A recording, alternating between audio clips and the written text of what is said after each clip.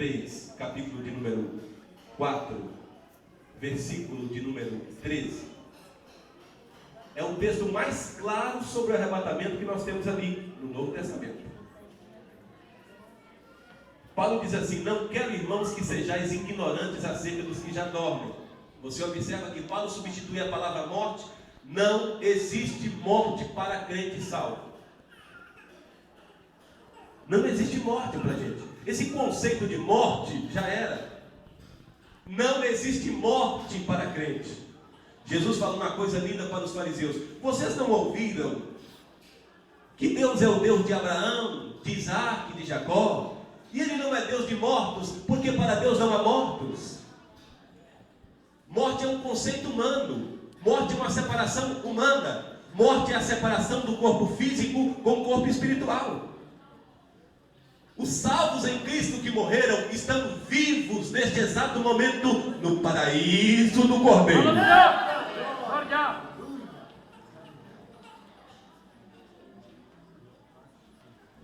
Morte não existe para a igreja. Esse conceito de morte não existe para a igreja. Agora veja bem, preste atenção. Paulo diz assim: não quero, irmãos, que sejais ignorantes acerca dos que já dormem. Porque se cremos que Jesus ressuscitou, devemos acreditar que Deus tornará a trazer com Cristo os que agora dormem. Atenta aqui, olha bem. Dizemos-vos isso a vocês pela palavra do Senhor. Porque o mesmo Senhor descerá dos céus com alarido, com voz de arcanjo e com trombeta de Deus. Quer dizer, voz de arcanjo. Eu vou dizer uma coisa para os irmãos aqui. No momento do arrebatamento da igreja, será montada a maior operação militar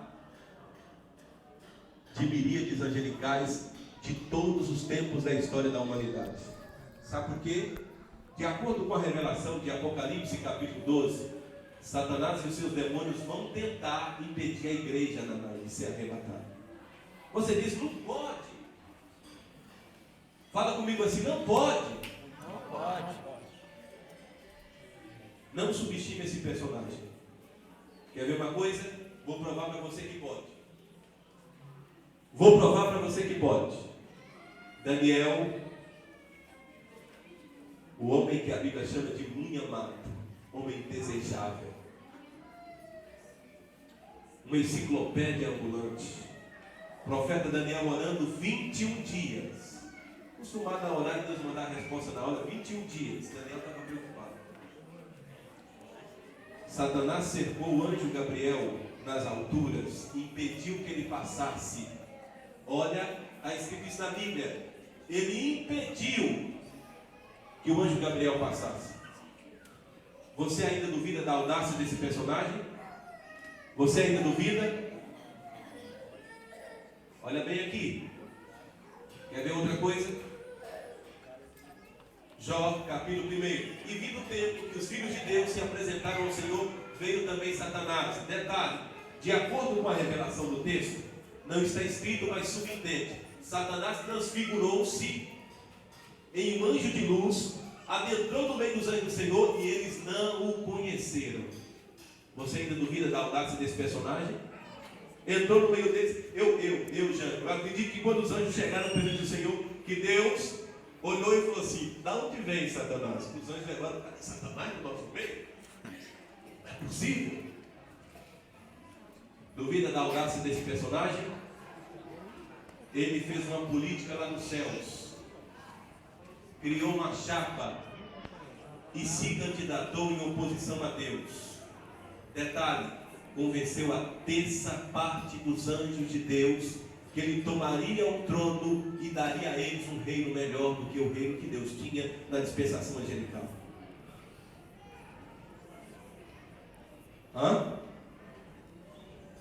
A terça parte. Você sabe o que é a terça parte? De cada 3, um seguiu ele. E a Bíblia diz que os anjos são milhões de milhões e milhares de milhares. Ele convenceu. Detalhe, olha aqui. Você sabia que esses anjos acreditam nele até hoje? Nós estamos aqui e acreditamos que a vitória final é de Jesus e a igreja. Os anjos que seguem Satanás acreditam que em algum momento da história Satanás terá vitória sobre Cristo e sobre Deus. Eles acreditam nisso piamente. É só dar uma olhada nos homens, irmãos. Se você prega a verdade, a palavra de Deus como a palavra é, o índice de rejeição é muito grande. Mas se você inventa moda, conta mentira, as pessoas pagam caro por aquilo. Duvidam da audácia desse inimigo? Judas, versículo 9, porque só tem um capítulo. Ele contendeu com Miguel. Não está escrito com detalhes, mas a exegese interpretativa da Bíblia ensina que Satanás falou: eu quero saber onde está o corpo de Moisés. Quero saber onde está o corpo de Moisés. Aonde foi que o Senhor o sepultou? Ele contendia com Miguel, o arcanjo. Miguel não ousou lançar sobre ele juízo de maldição, mas disse: o Senhor te repreenda. Para terminar, ele deu um tombo em Adão, que até hoje Adão não consegue entender como é que ele caiu tão fácil. Adão e Eva. Até hoje Adão não consegue entender como é que ele, tão avisado, tão instruído, caiu tanto. Muito bem. Então, de acordo com a revelação de Apocalipse, capítulo 12, e agora já não dá para você duvidar, depois de tudo que eu te falei, ele tentará impedir a igreja de ser arrebatada em Moletim. Mas Deus vai montar uma mega operação nos céus. Quem estará no comando dela? Ele virá com voz de arcanjo. Arcanjo Miguel será seu porta-voz, comandando as milícias de batalha. Quando as trombetas soarem, os nossos sentidos serão abertos. Visão, audição, tato. Quando as trombetas soarem, o mundo espiritual será descortinado da frente da igreja. Nós vivemos em dois mundos paralelos: o mundo físico, da física, e o mundo espiritual. Quem está aqui no mundo físico não pode ver quem está no mundo espiritual, mas quem está no mundo espiritual está vendo quem está no mundo físico. Mas no momento que as trombetas soarem, essa cortina será rasgada e nós veremos o mundo espiritual como ele é. Nós veremos anjos, também veremos demônios. Ouviremos ordens de comando, sons de batalhas, urros terríveis, brados de vitória. Os anjos de Deus vão escoltar a noiva que sobe adornada e preparada a encontrar o seu Senhor nos ares. Aleluia! É Deus. Meu Deus. Aleluia! Tu és santo, Deus. Aleluia! Aleluia! Não teremos medo, estaremos bem guardados.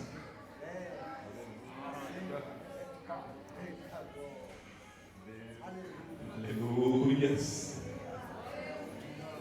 Não segura não, pode sentir, tá? Se sentir vontade de chorar, não me atrapalha. Pode sentir, pode chorar, pode glorificar. Graças a Deus. Olha bem. O que acontece? Antes do toque da última trombeta, será a maior ação do Espírito Santo e dos anjos. O Espírito de Deus, ele vai lá no terceiro céu.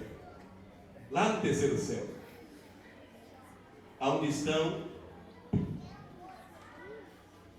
Há um microfone sem fio, hein, Geraldo? Aonde estão os salvos em Cristo. O Espírito dos salvos está lá no paraíso do Cordeiro. O Espírito de Deus vai buscá-los em um tempo mais rápido do que a velocidade da luz, e vai trazê-los e vai depositá-los nos corpos que morreram das mais variadas formas, queimados, rasgados na fornalha, lançados ao mar. Está lembrado da orquestra de crentes que morreram quando o Titanic afundou, cantando o hino 187 da harpa cristã? Mais perto quero estar. Todo mundo desesperado, mas os crentes reuniram e cantaram: meu Deus, de ti.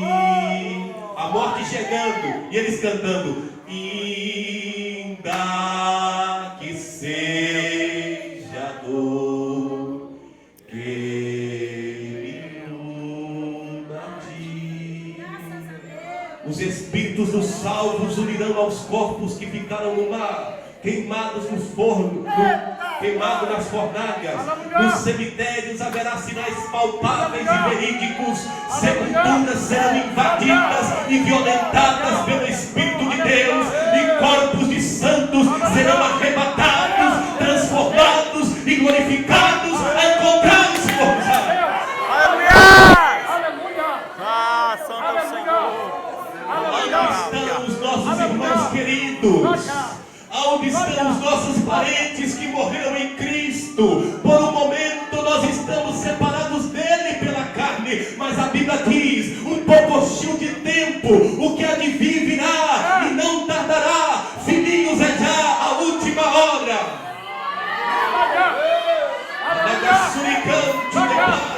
Aleluia! Tu és santo, Deus, tu és poderoso, Pai. Aleluia! Meu Deus. Oh, morte cruel, que ceifou o seu amado, que ceifou o seu querido, que ceifou o seu ente querido. Oh, morte cruel, o apóstolo Paulo, há mais de 2000 anos, ele viu este momento, e ele deu um brado que nós iremos dar neste momento. Tragada foi a morte pela vitória. Aonde está a morte, a sua vitória? Aonde está a sepultura dos teus aguilhões? Aleluia! Meu Deus, tu és tremendo, Senhor. Obrigado, Jesus.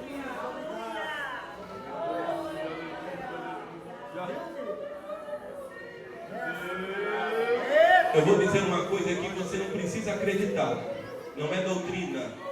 É uma crença pessoal minha. Eu falei na escola dominical esses dias: você não precisa acreditar, digo eu e não o Senhor. Analisando a Bíblia e tentando vislumbrar o padrão de julgamento e justiça de Deus, eu estou convencido de que os nossos adolescentes que são enganados, sem oportunidade na vida, assassinados pelo tráfico, por organizações criminosas, são assassinados, engodados, enganados, estão na dispensação da inocência, não tiveram chance de escolher, eles serão arrebatados pelo Senhor.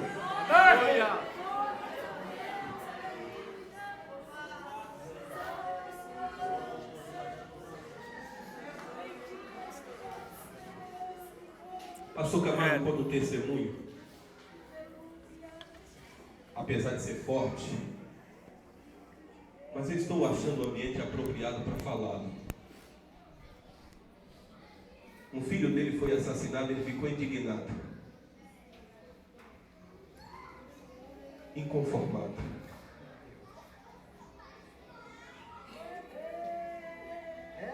E um dia, no seu local de trabalho, um lugar de fundição de metal, lugar de muito barulho, ele começou a gritar. A vontade era de gritar, e ele gritou. A voz do Senhor bradou no seu ouvido e diz: esta foi a única forma de dar paz a você e a sua família, mas nos céus as suas lágrimas serão enxugadas. Até quando Satanás vai bombardear a sua consciência? A Bíblia diz que salvação é dom de Deus. Você não deve nada ao diabo. Louvado seja o nome do Senhor. Dá uma olhadinha no ladrão da cruz. Na última hora, no último instante, aquele filho que você orou tanto por ele, quem pode garantir que quando as trombetas soarem, você não vai encontrá-lo na eternidade? Deus é fiel e as nossas orações não são feitas em vão. Aleluia! Glória! Tu és santo.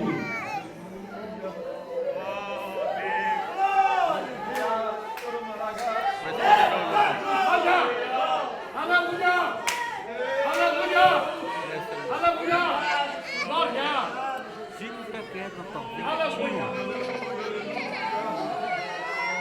Aleluia! Tu és santo. Aleluia!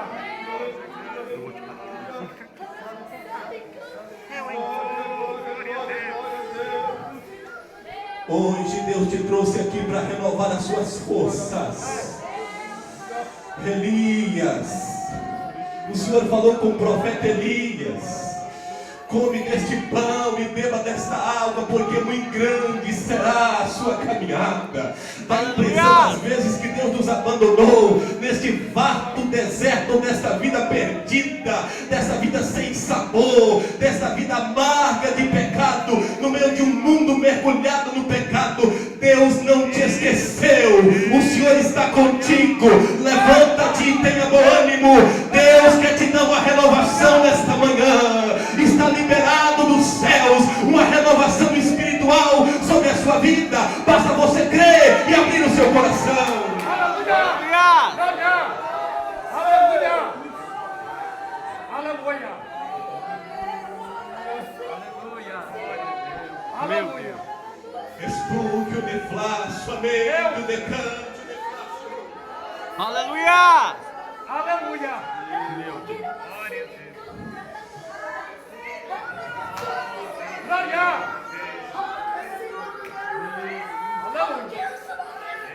Aleluia!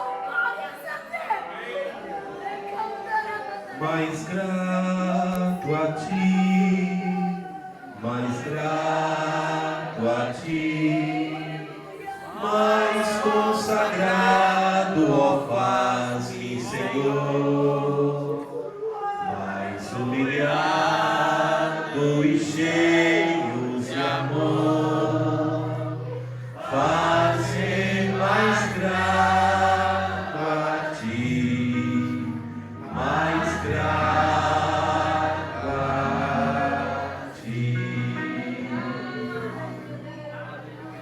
Olha bem, para terminar, os mortos em Cristo ressuscitarão primeiro, subirão a encontrar o Senhor nas nuvens. Preste atenção. Depois eu creio que nós somos a geração do arrebatamento. os que ficarmos vivos, seremos arrebatados e transformados a encontrar o nosso Senhor nos ares. Aleluia! Agora veja bem, olha aqui. Capítulo 15 da primeira carta de Paulo aos Coríntios. Paulo dá muita ênfase à ressurreição. E ele diz uma palavra interessante lá. Porque o corpo corruptível se revestirá da incorruptibilidade. O corpo mortal se revestirá da imortalidade. Deus me ensinou uma coisa. Eu estava assim, querendo entender, e Deus me ensinou. Jesus, ao ser ressuscitado, ele recebeu duas glorificações.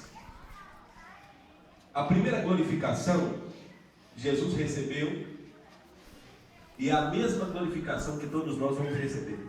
A Bíblia diz que nós teremos um corpo semelhante ao de Cristo. Sim ou não? Então nós vamos ser Deus também? Sim ou não? Não. Nunca, jamais. Mas quais os aspectos? Teremos um corpo semelhante a Cristo, com base na primeira glorificação de Jesus. Quando Jesus ressuscitou, a primeira personagem da Bíblia que viu Jesus ressuscitado foi Maria Madalena. E quando ela tentou tocá-lo, irmão, Maria Madalena devia muito a Jesus. Ela tentou abraçá-lo. O Senhor Jesus falou: não me toque, porque eu ainda não fui glorificado. Muito bem. Jesus estava ressuscitado ali, corpo, carne e sangue. Depois ele foi glorificado. O corpo tornou incorruptível e ele tornou-se imortal. Você observa isso quando os discípulos estavam fechados, não havia um ambiente para se entrar, porta ou janela, e Jesus superou os limites naturais e físicos. Jesus superou os limites naturais e físicos do corpo e passou pelas paredes.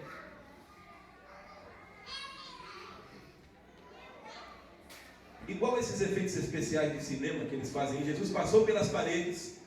Que é isso? Nós teremos um corpo igual ao de Cristo. Quer saber? Você nunca mais morre, nunca mais fica velho, nunca mais fica doente, nunca mais fica fraco. Seu corpo é glorificado. E o melhor dessa festa é que você nunca mais será sujeito ao pecado. Aleluia! Perfeição absoluta, nunca mais será sujeito ao pecado. A outra glorificação Jesus recebeu exatamente no capítulo 5 de Apocalipse. E no capítulo 1 de Apocalipse nós vemos Jesus glorificado. João viu ele, não foi como Madalena viu. Seus olhos eram como? Seu cabelo branco como a pura? O seu rosto como o sol quando na sua força? Foi desse jeito que Maria Madalena viu ele? Não. Mas João viu ele desse jeito. A primeira glorificação de Cristo será a mesma glorificação que a igreja vai ter. Então nós subiremos. Demônios urrando. O espaço sideral está nebuloso, condensado. Os demônios tentando impedir a igreja de ser arrebatada, mas os anjos do Senhor estão amarrados. Os anjos do Senhor estão detendo eles, e a igreja vai subindo. A igreja sobe a encontrar o Senhor nos ares. Depois que nós encontrarmos com os mortos, que agora ressuscitados e glorificados, nós subiremos com Cristo. Subiremos com o Senhor. Presta atenção. Subiremos com o Senhor. Pensa bem. Mas quando chegar lá eu quero. Não, deixa isso para lá. Deixa isso para depois. Subiremos. Sabe onde nós vamos primeiro? O céu é organizado, tem muitos departamentos. Primeiro lugar que nós vamos é no tribunal de Cristo. Ih, pastor, tem tribunal ainda? No tribunal de Cristo as nossas obras serão postas à prova de fogo. Não é um tribunal que define salvação ou condenação. Não. É um tribunal para recompensas de galardões para aqueles que trabalharam para o Senhor. A Bíblia diz que os preguiçosos serão salvos como que pelo fogo. Isso é, os que se arrependeram na última hora, porque preguiça é pecado. Preguiça de trabalhar materialmente falando e preguiça de trabalhar na obra de Deus é pecado. O pastor está apertado, um monte de carro. O irmão poderia... Não, pastor, eu quero comprometer, eu quero ser um membro de banco. Aí Salomão vem e diz assim: vai ter com a formiga preguiçoso. Preguiça é o pecado de omissão e de negligência. Amém? Amém. Esse pessoal vai estar lá, se chegar. Às vezes tem um irmão aí, uma irmã, a gente fica olhando com 3, 4, 5 carros. É peixinho do pastor, não é peixinho não, porque ninguém quer assumir. A irmã é obrigada a fazer 5 carros. Não estou dizendo que tem alguém aqui assim, mas infelizmente existem essas coisas. No tribunal de Cristo, nossas obras serão postas à prova de fogo. Eu fico triste, irmãos. Você só vê o pastor Jânio sorrindo, né? Alegre, feliz da vida. Parece que eu ganho na loteria todo dia, na Mega Sena. Você não sabe quantas vezes as feridas no coração, meu irmão.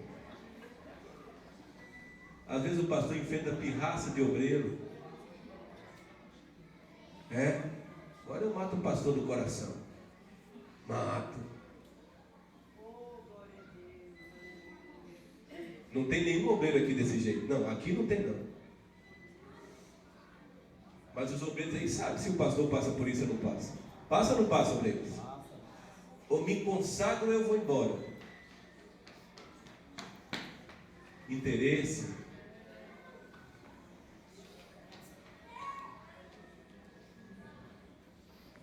Obreiros que largam um cargo que Deus colocou na mão de qualquer maneira, nem te dão um aviso prévio. Pastor, estou indo embora, hein? Esse pessoal vai prestar conta com Deus, irmãos, porque a obra não é do pastor Jânio não, tá? A obra não é de Jânio não, a obra é do Senhor Jesus. Não quer saber se tem alguém preparado para assumir, estou nem aí. Parece que outras palavras estão querendo dizer assim: tomara que a igreja feche. Eu saio daqui, a igreja fecha.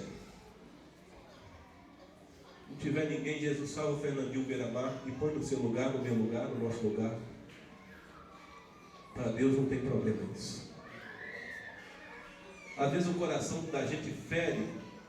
Você vê pessoas que você pensava que você podia confiar, meu irmão. Eu aprendi uma coisa. Às vezes eu falo com o de Deus, falo com meus filhos, eu tento ensinar isso para eles. Aprenda isso, quero compartilhar com você. Não vale a pena lutar por aquilo que não vale a pena. Estabeleça prioridades. Tem gente que está se matando por causa de uma banana podre, irmãos. Está gastando o seu tempo, a sua energia, está quase dando um infarto, um derrame cerebral por causa de coisa tão pequena. Lute por coisas grandes no bom sentido da palavra. Estabeleça prioridades na sua vida e diz: é por isso aqui que eu vou brigar, por isso aqui eu morro. E uma dessas prioridades é o arrebatamento da igreja. Não brigue por posição. A Bíblia diz que é o Senhor que exalta, é o Senhor que abate. Ele tira o príncipe do trono e põe no pó. Ele tira do pó e põe no trono.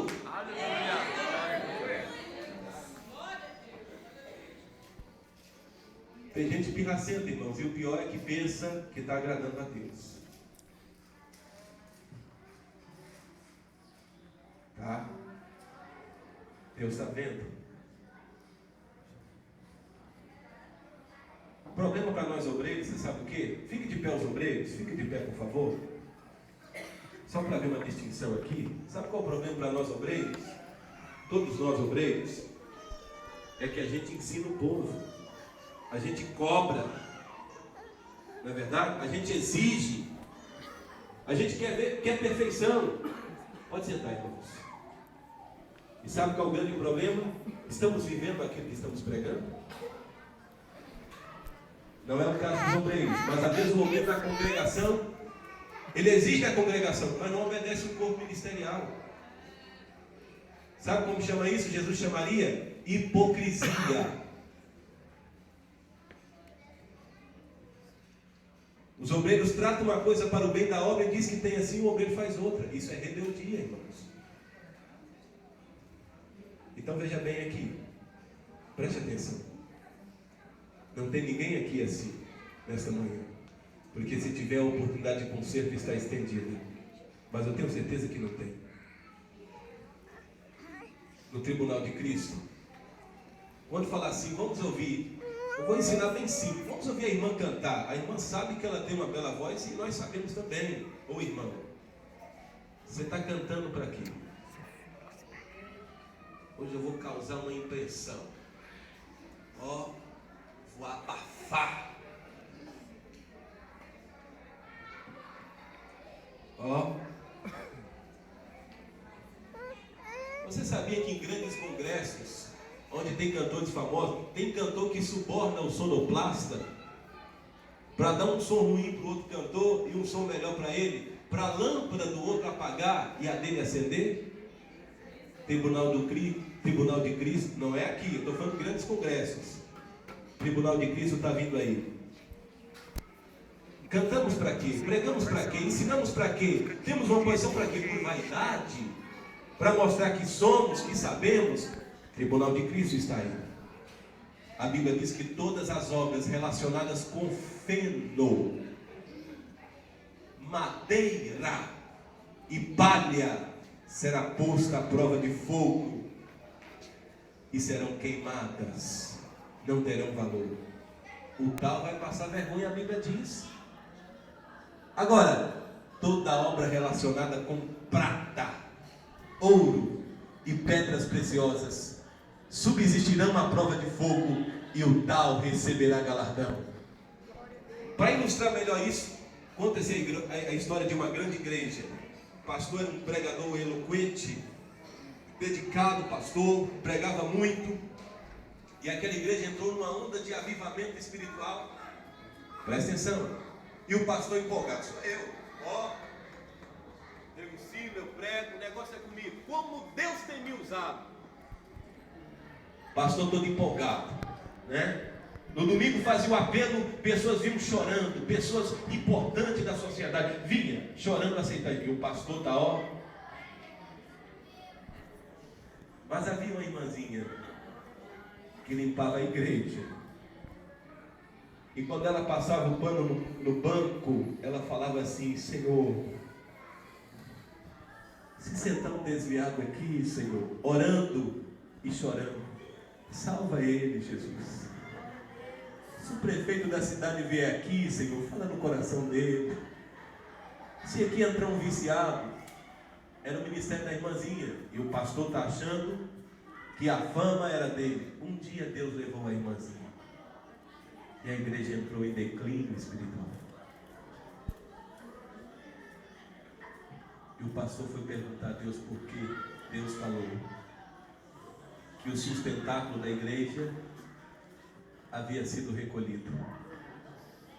Como ele era inteligente, reconheceu o seu orgulho, reconheceu a sua altivez, se arrependeu, pediu perdão e Jesus voltou a abençoar a obra.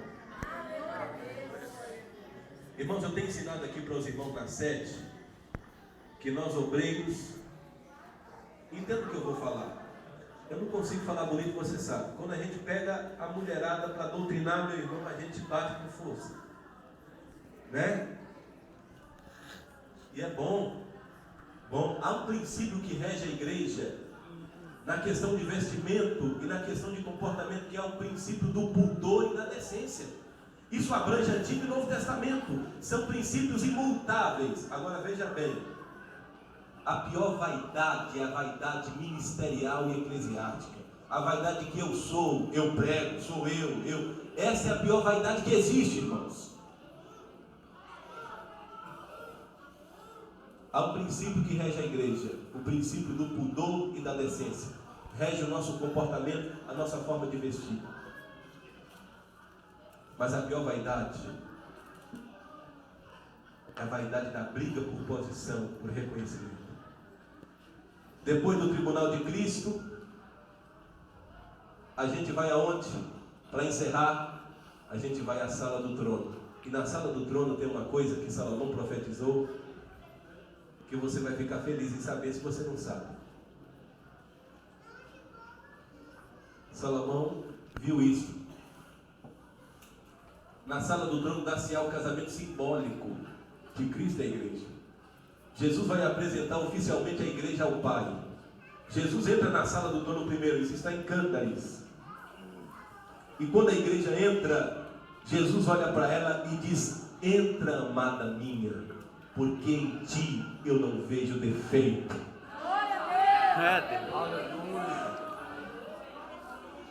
Entra, amada minha, porque em ti eu não vejo defeito. Como é que pode isso? A palavra justificação no original significa: você nunca pecou. Que isso? Um dia tinha um pregador pregando aqui. Eu conheci o significado dessa palavra. E o pregador, faz muitos anos isso, eu não sei se o pastor vai se lembrar. Ele levantou e falou assim: quem é justo aqui? Aí, eu acho que quase ninguém levantou a mão. Eu levantei minha mão bem alta. Ele virou para trás e falou: vocês não entenderam? Eu perguntei: quem é justo aqui? Eu levantei minha mão bem alta. Deve que ele pensou assim: esse cara está doido, cheio de defeitos igual eu tenho. E esse camarada está falando que é justo. Porque justificação no original hebraico significa nunca pecou. É assim que Deus vai olhar para você na eternidade. Você nunca pecou. Você nunca pecou. Justificado, pois com Cristo temos paz com Deus, a Bíblia diz. Aleluia. Eu estou às pazes com Deus. Muito bem. Nós já vamos orar para encerrar. Eu não sei se o almoço está pronto, está quase pronto. Alguém busca essa informação para mim, por favor? Mas olha bem aqui. Depois, olha bem aqui. Depois da sala do trono, escuta. Depois da sala do trono, para encerrar, nós vamos para onde? Apocalipse 19. Bem-aventurados os que são chamados para as bodas do Cordeiro.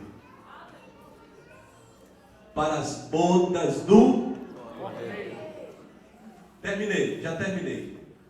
Mas o interessante é que quando a gente estiver na ceia das bodas do Cordeiro, também estará acontecendo uma ceia, estará no ápice da grande tribulação.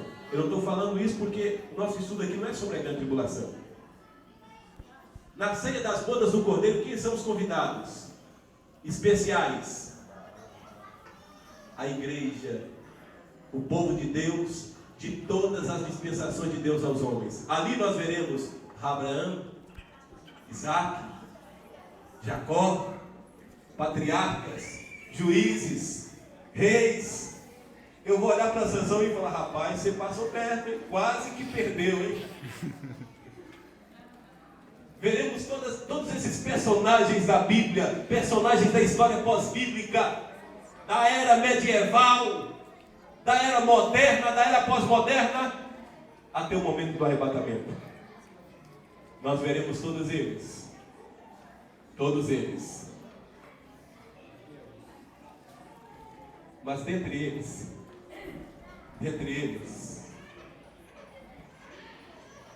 nós veremos o nosso Salvador.